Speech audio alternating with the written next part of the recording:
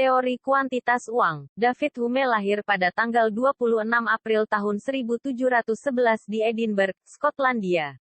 Awalnya nama aslinya David Hume, namun pada tahun 1734, ia mengubah namanya Hume, karena di Inggris kesulitan mengucapkan Hume dengan cara Skotlandia.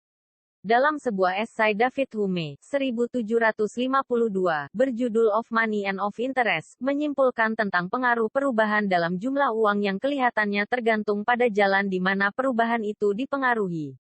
Berdasarkan teori kuantitas uang, Hume menekankan aspek perubahan unit dari perubahan jumlah persediaan uang, serta tidak relevannya perubahan-perubahan itu terhadap perilaku masyarakat rasional. Ia menyatakan bahwa uang itu tidak berarti, namun uang merepresentasikan tenaga kerja dan komoditi.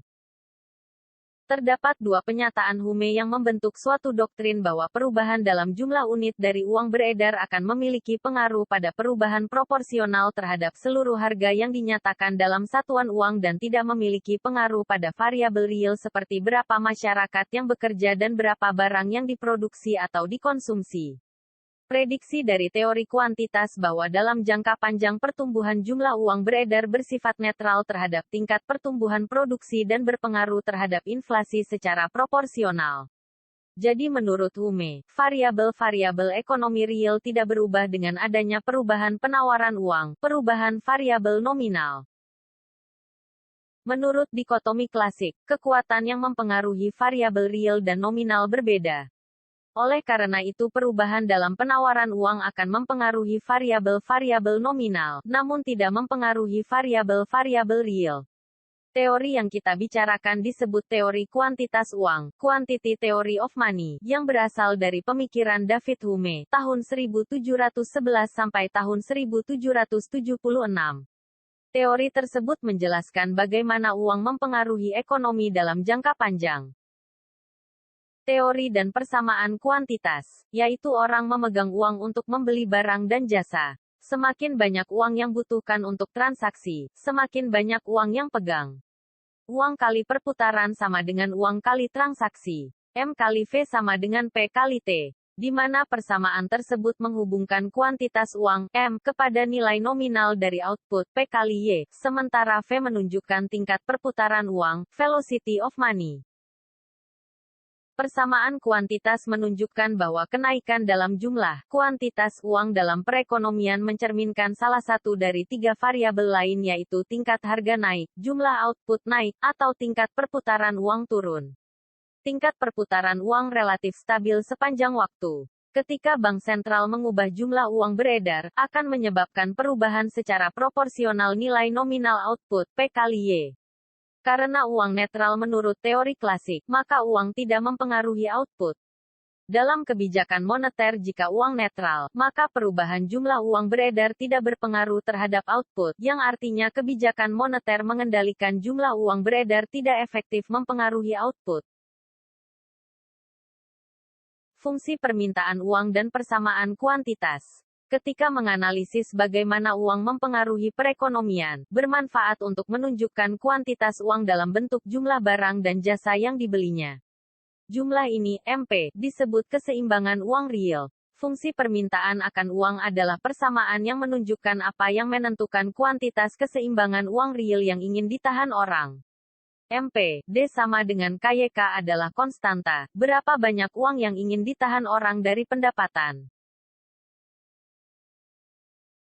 Fungsi permintaan uang merupakan cara lain untuk memandang persamaan kuantitas. M per P sama dengan KYM, 1 per K, sama dengan PYMV sama dengan PY.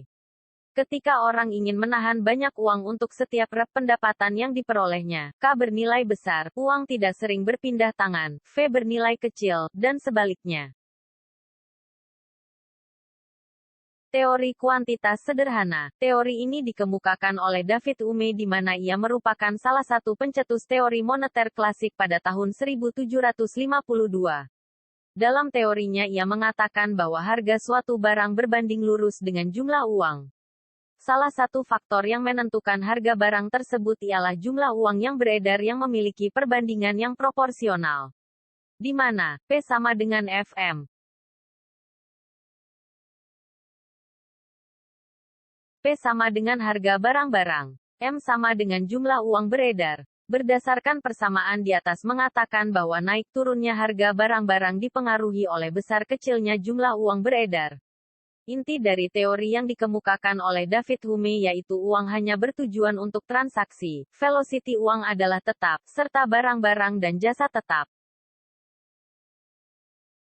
Teori tersebut memiliki 3 unsur. 1. Faktor-faktor produksi dan fungsi produksi menentukan tingkat output Y. 2. Jumlah uang beredar, M menentukan nilai output nominal, PY. Kesimpulannya ini berasal dari persamaan kuantitas dan asumsi bahwa perputaran uang adalah tetap. 3. Tingkat harga P adalah rasio dari nilai nominal output PY terhadap tingkat output Y. Jadi, teori kuantitas menunjukkan tingkat harga adalah proporsional dengan jumlah uang beredar. Dengan kata lain, teori kuantitas uang menyatakan bahwa bank sentral, yang mengawasi jumlah uang beredar, memiliki kendali tertinggi atas tingkat inflasi. Jika bank sentral mempertahankan jumlah uang yang beredar tetap stabil, tingkat harga akan stabil. Jika bank sentral meningkatkan jumlah uang beredar dengan cepat, tingkat harga akan meningkat dengan cepat.